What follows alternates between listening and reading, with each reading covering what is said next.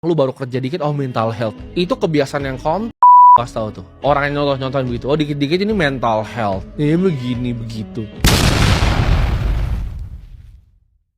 Gua tahu, dari judulnya aja, mungkin kalian udah ngerasa tersinggung. Tapi sebelum lo lanjut ke kesimpulan, dengerin dulu pelan-pelan.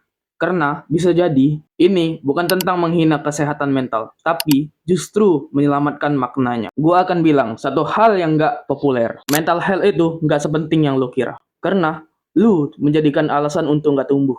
Sekarang, semua orang bicara tentang mental health. Di sosmed, di iklan, di seminar, bahkan di bio Instagram. Tapi pertanyaannya, apakah kita benar-benar paham apa itu mental health?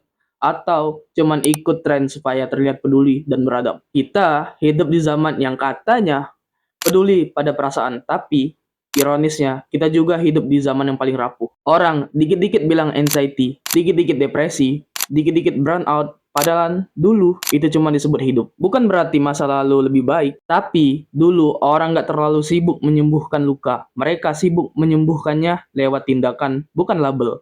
Lu sedih 2 hari karena ditinggal pacar.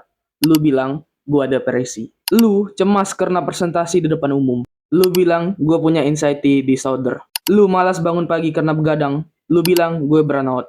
Lu susah bersosialisasi. Lu bilang, lu introvert. Masalahnya bukan cuma di istilahnya.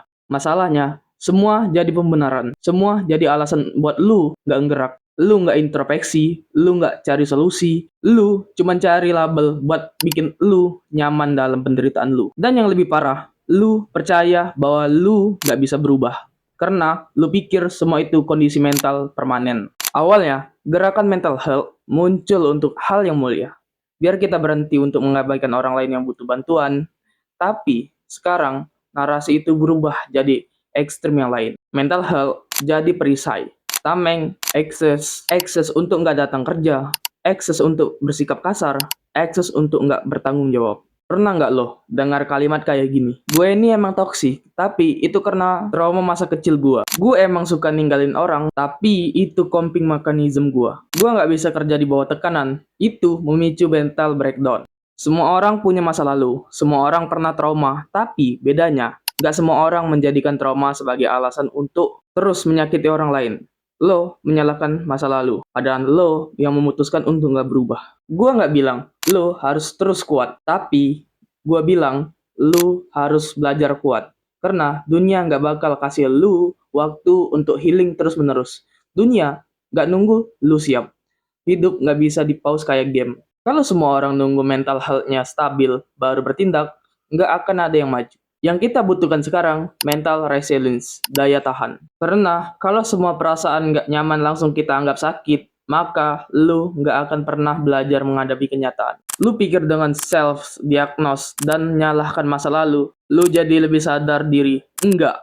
Karena lu cuma lari dari rasa tanggung jawab. Karena menyembuhkan luka itu butuh keberanian, bukan pengakuan dari internet.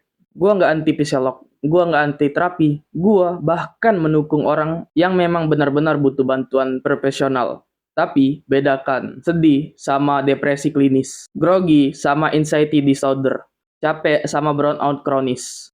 Kalau lu memang punya kondisi mental, tolong cari bantuan, jangan dipendam. Tapi kalau lu cuman nggak nyaman, itu bukan penyakit, tapi itu hidup. Jadi kesimpulannya, bukan mental health yang nggak penting, yang nggak penting itu adalah kebiasaan kita berlindung di baliknya. Kita harus berhenti menjadikan luka sebagai identitas. Berhenti menjadikan trauma sebagai tameng. Pilihannya cuma dua. Lu mau terus menyalahkan atau lu mulai bertanggung jawab atas siapa lu hari ini. Karena hidup lu bukan tentang apa yang pernah terjadi, tapi apa yang lu pilih untuk lakukan sekarang.